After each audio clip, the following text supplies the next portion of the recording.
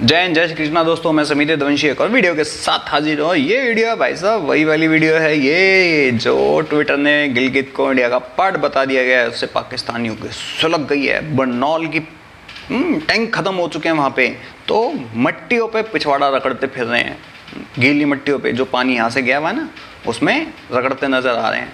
तो आवाज़ ये की आती है, इन सब चीज़ों की आवाज़ें आ रही हैं। तो भाई जिनके थोड़ी बहुत आग अभी भी लगी पड़ी है, जलन हो रही है, उन लोगों के बयान जरा किस हद तक तड़प रहे हैं, किस हद तक वो तड़प निकल रही है अंदर से बाहर। और प्लस उसमें इनकी हालतें भी देख ले भाई साहब, एक नंबर। तो चलो देखते हैं, है ना, ज़्यादा टाइम नहीं लेते हुए क्योंकि वीडियो काफ़ी लंबी जाती है। ओके चलो। क्या करते हैं?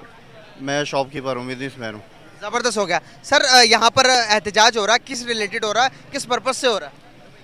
ये एहतजाज इसलिए हो रहा है कि इधर स्वीडन में कुरान पाक की बेहुरमती की गई, कुरान पाक को जलाया गया, तो उसके अगेंस्ट हम लोग कुरान पाक की इधर तिलावत करके, कुरान खानी करके दुनिया को ये बताना चाहते हैं कि कुरान पाक जो है वो लाखों करोड़ों अरबों बल्कि अनकाउंटेबल लोगों के दिलों में जो है वो हिफाजत किया हुआ, लोगों ने उनको याद है। तो आप जितनी मकसद है कि जितना ज़्यादा हमें इश्ताल दिलाएंगे और इंशाल्लाह हम कुरान की तालीम को इतना आम करके और कुरान पाक की तालीम को दुनिया भर में फैलाएंगे। अच्छा, ये मेरे को इससे याद आया कि लाखों करोड़ों लोग के दिलों में वो रखती है। ठीक है भाई, वो तुम्हारी आस्था है, ठीक है। लेकिन सऊदीया के अंदर पता है, नालियों के अंदर से कुरान निकली थी, वो भी एक नहीं बहुत सारी। और अगर इतना ही है, लाखों लोगों के अंदर है कुरान, इतना ही अच्छा हो रहा है, इस्लाम इतना ही अच्छा है, तो लोग इस्लाम के छोड़ रहे हैं, एक्स मुस्लिम क्यों बनते जा रहे हैं लोग? बहुत कितने पाकिस्तानी हैं, पाकिस्तान मैंने खुद बात करी है पाकिस्तान से, एक नहीं कई हैं। अप्रॉक्स पाकिस्तान के अंदर 9 से 10 लाख लोग एक्स मुस्लिम हो चुके हैं। सोचने वाली बात है। इंडिया के अंदर बहुत सारे हैं, बाकी जगहों पे भी हैं। तो मैं इस पर कोई टिप्पणी नहीं करूँगा, आप सब बता सकते हैं कमेंट सेक्शन में वाई। तो चलो भाई साहब की आगे बातें सुनते हैं, है ना। शॉपकीपर हैं, बिजनेसमैन हैं, तो थोड़ी अकल रखते होंगे शायद। वैसे उम्मीद तो नहीं है मुझे कि इनके लिए, क्योंकि इनके पढ़े लिखे की इससे भी उम्मीद नहीं होती। जो डॉक्टर इंजीनियर लगते हैं उनसे भी जहालत की उम्मीद होती है मुझे, तो इनसे ही क्या उम्मीद रख सकते हैं। हम एहतजाज कर रहे हैं, इससे कोई दुनिया को कोई फ़र्क पड़ेगा, कोई असर होगा? हुकूमत एहतजाज नहीं कर सकती, हुकूमत बाहर हुकूमत एहतजाज नहीं कर सकती। हुकूमत का अमली है जहाद, फिर फीस भी नहीं जहाद, लब्बैक लब्बैक जहाद का ऐलान करना चाहिए। अल्हम्दुलिल्लाह हम 15 लाख जाने के लिए तैयार हैं। मेरे मोहतरम इशारा करेंगे, हम फ्रांस क्या उसके यारों को हम लटलार के रख देंगे। हमारा एक ही मुतालबा है, फीस भी जहाद, फीस भी जहाद। हमारा एक ही मुतालबा है, फ्रांस से जहाद किया जाए, हर गुस्ताख रसूल से जहाद किया जाए, हर गुस्ताख रसूल से जहाद किया जाए। फीस भी जहाद हमारा एक ही मुतालबा है। गोरी बाहर कटो, शहीन बाहर कटो, अब्दाली बाहर कटो, पाकिस्तानी फौज बाहर कटो। सारा एक ही मुतालबा, कुरान की इज्जत की बात खातर आ जाओ। तो सारा कुछ देख लिया, सारा कुछ देख लिया। कुरान की इज्जत की खातर बाहर निकलो। कुरान जिस मुल्क को कुरान की खातर नहीं। मैं जिस जहालत की बात करता हूँ, ये है वो जहालत जो इनके अंदर कूट कूट के भरी पड़ी है। फ्रांस ने क्या किया, उसको तुम लोगों ने वैसे ही फूंक मारा है? कुरान जलाई गई स्वीडन में, फ्रांस तुमने फूंक मारा, यूरोप के तुम ऐसी तैसी कर रहे हो, पाकिस्तान तुम वैसे फूंक मारते हो। होता कहीं कुछ और है, कर दे तो तुम पाकिस्तान का सत्यानाश। किस फौज की बात कर रहे हो, हैं जो अपनी पैंटें उतार देती है? किस गौरी गजनवी किसकी बात कर रहे हैं, जो जाती यूं है आती यूं है वापस? हैं अब छोड़ेगा, वापसी आएगी। पहली बात तो सुन, स्वीडन और फ्रांस तक कभी पहुंचने वाले नहीं हो। पेट्रोल तुम्हारे पास है नहीं, कहाँ तुम्हारे पास है नहीं, क्या रेंग के जाओगे कीड़ों की तरह? वैसे तुम कीड़े ही हो। ना तुम्हारी इज्जत है, ना अनाज है तुम्हारे पास, ना पेट्रोल है, ना पैसा है। जहाँ जाते हो भीख मांगते हो, जो मिल जाए वो वापस नहीं लौटाते हो। कहना क्या चाहते हो, है कि तुम्हारे पास क्या, ये बता दो मुझे। तो इनकी भाई जहालत किस लेवल तक की है कि मतलब इनको ये है कि अगर किसी ने कुरान की गुरमुती करी है तो उसको मार दो, काट दो। तुम मंदिर तोड़ो, गुरुद्वारे तोड़ो, हिंदू मारो, गीता जलाओ, भगवद गीता जलाओ, महाभारत जलाओ, बाइबल जलाओ, तब तुम्हें कोई कुछ ना बोले। फ्रीडम ऑफ स्पीच है भाई, ये तो फ्रीडम ऑफ एक्सप्रेशन है। लेकिन अगर किसी ने जला दी तो उसके लिए तुम मारो काटो। क्यों करना? अगर करना जानते हो तो सहना भी जानो। तो तुम नहीं बोल सकते उसमें, क्योंकि वो उस देश का कानून है, तुम्हारे देश का जंगली कानून नहीं है। ठीक है ना, कि जिस मर्जी को ब्लास्फेमी केस में उठा लिया, मार दिया, जला दिया, गोली मार दी है, उसके बाद तुम सेल्फियाँ लेते फिरते हो। पाकिस्तान नहीं है वो, स्वीडन है। और फ्रांस का तुमने जो हाल करा है तुम लोगों ने, पाकिस्तानी मुरक्कन्स ये मिलकर तुम सब ने जो हाल करा है फ्रांस का, एवरीवन नोज। ठीक है ना, इतने करोड़ों की तुमने ऐसी तैसी कर दी। तो भाई मैं इंडियंस को, अपने भारतीयों को ये जाहिलत दिखाना चाहता हूँ कि जो इनसे कहते हैं ना कि मैन टू मैन टॉक होनी चाहिए, पुचियाँ होनी चाहिए। इनको पुचिया करने जाओगे होठ खा जाएंगे साले ये, फिर गाते फिरोगे जहर की प्यार तेरा चुम्मा खूनम खान लथपथ हो जाओगे खून से। तो मैं भाई आप लोगों से हाथ जोड़ के विनती करूंगा कि एक तरफ से इतना गंद आ ही रहा है और इनसे आप लोग प्यार प्रेम बढ़ा के मतलब पूरा भ्रष्ट हो जाएगा। फिर इंडिया में एक जगह पे कितने ब्लास्ट होंगे आप लोग सोच भी नहीं सकते हैं, और कितना यहाँ पे क्राइम बढ़ जाएगा आप सोच भी नहीं सकते। कब किसकी बहू बेटी कब कहाँ कैसे उड़ जाए नहीं सोच सकते भाई। क्योंकि पाकिस्तान में आप जानते हो हिंदू बच्चियों का क्या हाल है, हिंदू लड़कियों का क्या हाल है। अभी एक सीमा वहाँ से भाग के आई। मैं तो चाहूँगा कि इंडियन गवर्नमेंट से अपील करूँगा कि इसको नेपाल से आने वाले रास्ते पे भी सिक्योरिटी करी जाए या फिर कानून चेंज किए जाएँ। ये तो नहीं तो साला हर कोई मुँह उठा के आ जाएगा, ऐसे आ जाएंगे यहाँ पे, फिर बम बम इकट्ठे करेंगे साले, आएंगे वीज़ा वूज़ा पे वैसे आएंगे घूस बिठा के पढ़ते फिरेंगे मादर चौधरी हाँ भाई हाँ। तो भाई आप लोगों से रिक्वेस्ट है ऐसे लोगों से दूरी बनाए रखें। ये ना आपके लिए अच्छे हैं ना देश के लिए अच्छे हैं, ये दोनों के लिए हानिकारक हैं, अपने देश के लिए भी और ये आपके लिए भी। तो भाई चलो आगे देखते हैं लोगों की जहालत, ठीक है ना। सर क्या लगता है कि आपको क्या लगता है ये जोन सा, अगर हम इतने पावरफुल होते आज, हमारे पास इतना पैसा होता, इतनी टेक्नोलॉजी में अच्छे होते, तो आपको लगता है कि हमारे साथ ये सीन हो रहे होते, हमारे नबी की बेहरमती करते, हमारे कुरान की इज्जत को पामाल करते? बस हम लोग जो है जो हुक्मरान जो है। ठीक है, ओके, क्यों है सर? सवाल मेरा वहीं पर ही गया, मैं दोबारा से आपसे सवाल पूछ लेता हूं। अगर हम इतने पावरफुल होते, इनका जज्बा देखकर ना मुझे यकीन करें कि बहुत ना अफसोस हुआ अंदर से, क्योंकि 2.5 अरब से ज़्यादा मुसलमान हैं। मुसलमान के पास इतनी पावर तो होनी चाहिए सर कि कहीं ना कहीं कुछ भी कर सके। अगर आप देखेंगे आसिया जो पाकिस्तान के अंदर जिसने नबी सल्लल्लाहु अलैहि वसल्लम की बेहुरमती की, उसको रातों रात यहाँ से गायब करवा दिया गया। उनके पास इतनी पावर है, क्या हमारे पास इतनी पावर नहीं है कि हम जो हमारे नबी की गुस्ताखी करते हैं उनको हम इंसाफ दे सकें, उनको हम सजा दे सकें? क्या हम इतने, हमारे पास इतनी पावर नहीं है? आप सब जब आप यहूद और नसारा के एजेंटों पे डालों पे पलते हो ना, आप उन्हों के टुकड़ों पे पलते हो ना, फिर हजूर की इज्जत भी की बात है, अपनी माँ बहन की भी इज्जत बेच देंगे ये, सही ना। कौम की बेटी का, कौम की डॉक्टर आफिया सिद्दीकी की बेटी बेची नहीं, कराची एयरपोर्ट से हटाई नहीं उन्होंने, हटाई है ना। कौम की बेटी के लिए बात नहीं करते, कौन अपनी बेटियां बेचते हैं ये, हमें नहीं पता कौन सी बात होती है। क्या कि हुजूर की इज्जत की खातिर क्या मरना तो है, एक दिन मरना है, ऐलान मरना है। हुजूर ने कह दिया छाड़ दिया मेरा है। सर आपको नहीं लगता कि हमें कहीं ना कहीं एजुकेशन की कमी है, हम में कहीं ना कहीं इल्म की कमी है? सर एक मिनट बात सुन ले।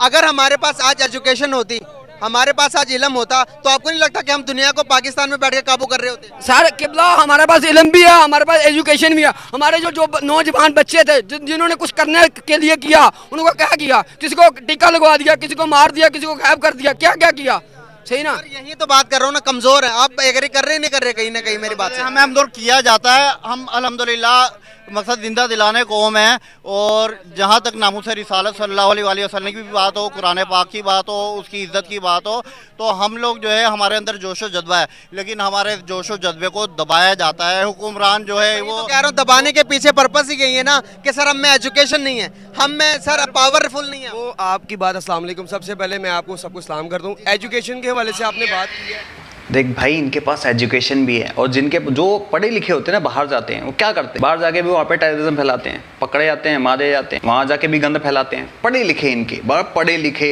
जितने टेररिस्ट आएंगे बड़े बड़े, क्या पढ़े लिखे नहीं है? पढ़े लिखे, उनके ग्रुप में पढ़े लिखे हैं अच्छे खासे, कोई इंजीनियर, कोई डॉक्टर, कोई कुछ। ये तो रिकॉर्ड में है भाई, सबको पता है इस चीज़ का, कोई कुछ था, कोई कुछ था, कोई कुछ है। तो भाई इनको पढ़ने लिखने के बाद भी सिर्फ एक ही चीज़ दिखती है, जिहाद, फट जाओ, मर जाओ, कट जाओ, बस दैट्स इट। और ये देखो कि एक बंदा वहाँ पे बोल रहा है जिहाद, तो सारे कैसे उछल रहे हैं। सोचने वाली बात। इन लोगों से क्या उम्मीद कर सकते हो आप? कौन से प्यार की उम्मीद करोगे? कौन से इनसे तुम एक ट्रस्ट की उम्मीद करोगे? कौन से भरोसे की उम्मीद करोगे आप लोग इनसे? मैं अपने इंडियन से पूछना चाहता हूँ, इन लोगों से क्या उम्मीद करोगे आप लोग? सब लोग बोलते हैं इनके में बोलते हैं कि भाई आम आदमी और आम आदमी के बीच में कोई नफरत नहीं है। कसाब क्या स्पेशल था? जो टेररिस्ट वहाँ पे आए स्पेशल थे, किसी नेता के घर के थे, किसी आर्मी से थे, किसी अच्छे उससे थे। ये तो आम आदमी ना, इन्हीं लोगों की तरह। कितने लोग मार दिए, कितने कहाँ फटे, कितने टेररिस्ट अटैक करे। जो भी पुंछ में हमला हुआ था, जो पूरी फैमिली उसके अंदर इन्वॉल्व थी, जिसने पूरी फैमिली ने उनको छुपा रखा था, वो क्या किसी पॉलिटिशियन के घर के थे या किसी बहुत रईस के थे तो आम आदमी।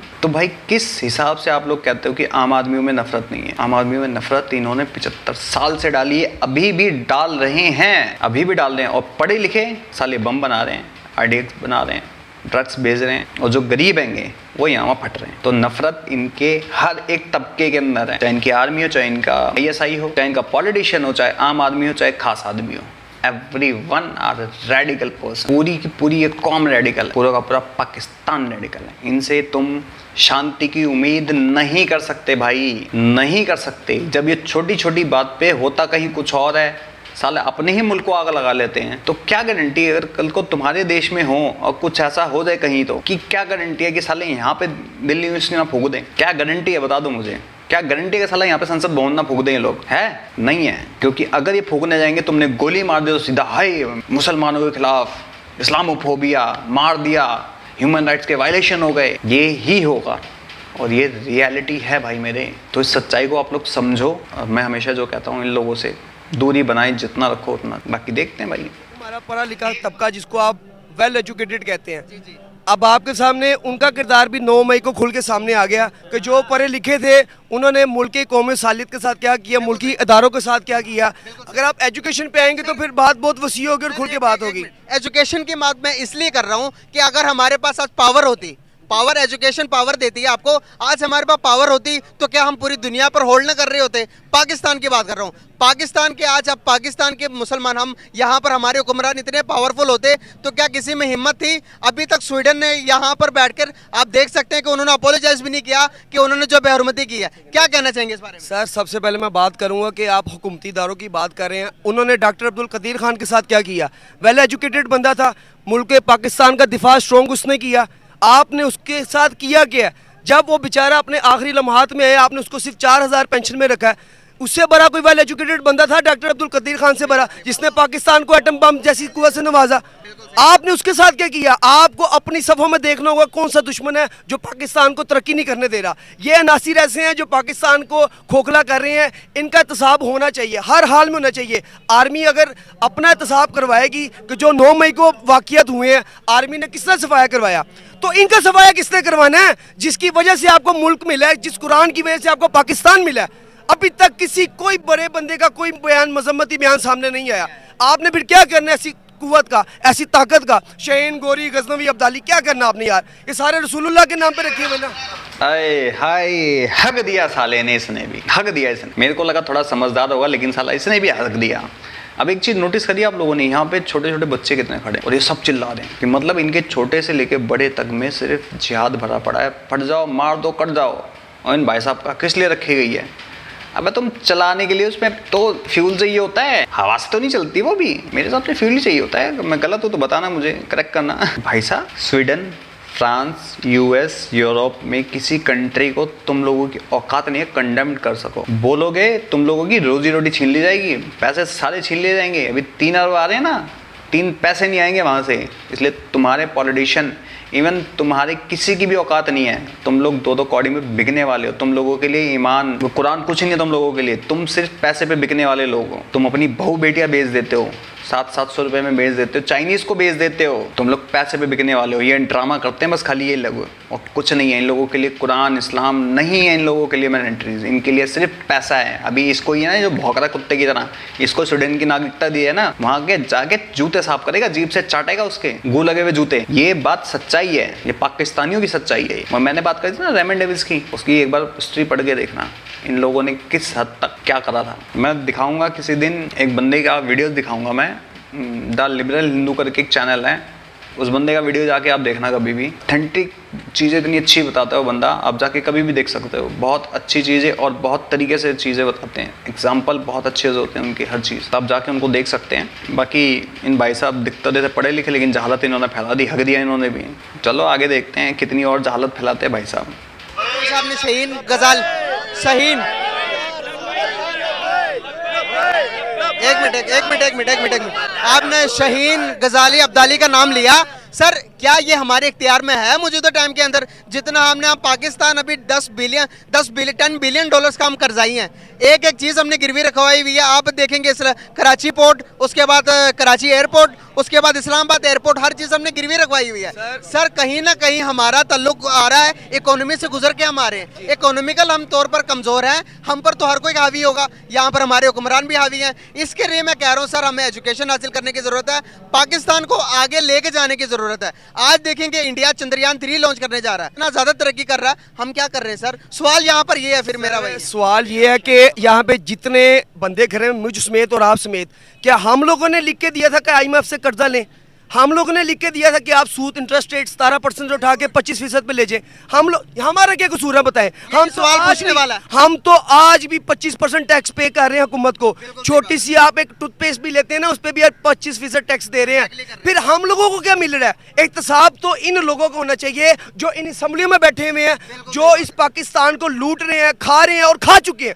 इन्होंने 72-75 साल से हम लोगों को कुछ नहीं दिया। अब एक दफा जो मुल्क कलमे की बुनियाद पे बना था, कलमे के निजाम पे बना था, एक दफा इन लोगों को आजमाना चाहिए। बिल्कुल सही होगा। गाइस, पाकिस्तान को इस किस्म के नौजवान की जरूरत है जो अपने हक की डिमांड करे गवर्नमेंट से। आपको नहीं लगता कहीं ना कहीं हमें सिर्फ रोटी कपड़ा और मकान के पीछे भगाया गया? अभी तक हमें ये नहीं पता कि हम पर कर्जा कितना, हमें ये चीजें नहीं पता सर। हमें सिर्फ खाने के पता, आज का सर्कल गुजरेगा, आज मैं कमाऊंगा तो कल खाऊंगा। यहाँ पर नबी की हुर्मत के ऊपर पूरे पाकिस्तान को निकलना चाहिए, लेकिन हम बोल नहीं रहे। हमें रोटी के पीछे भगाया गया, मानते या नहीं? मैं अब आपको थोड़ा सा पीछे लेके चलता हूँ। जब पाकिस्तान में सैलाब आया, सैलाब जब आता है तो ये कौमी इदारों का काम होता है कि मुल्क व कौम के उन बच्चों, उन घरों तक पहुंचा जाए। अल्हम्दुलिल्लाह तरीके लब्बैक पाकिस्तान ने वसाइल ना होने के बावजूद पाकिस्तान के उन इलाकों का दौरा किया जहां पे ना कोई बंदा पैदल जा सके, ना कोई गाड़ी जा सकती है। हम लोगों ने अपनी मदद आपके तहत, अपने कारकुनों की मदद के तहत हम लोगों ने अदवाइयत वहाँ पे पहुँचाई हैं, खुश गुज़ा वहाँ पे पहुँचाई है, बिस्तरे वहाँ पे पहुँचाई हैं। कहाँ थे आपके हुकूमती इदारे? सोए हुए थे भांग पी के। बकौल इमरान खान के उसने 500 करोड़ एक टेलीकॉम कास्ट पे उसने जमा किया। कहाँ गया वो 500 करोड़? नजर आया आप लोगों को 500 करोड़? कहीं नजर नहीं आया। हम लोगों के पास इख्तियार नहीं है, हम साहिब इख्तियार नहीं है, लेकिन हमारा एक एक कारकुन यहाँ पे इतना अमीर है। अभी अमीर मोहतरम ऐलान करेंगे ना, यहाँ पे लोग अपनी जमा पूंजी रोडों पे रख के चले जाएंगे।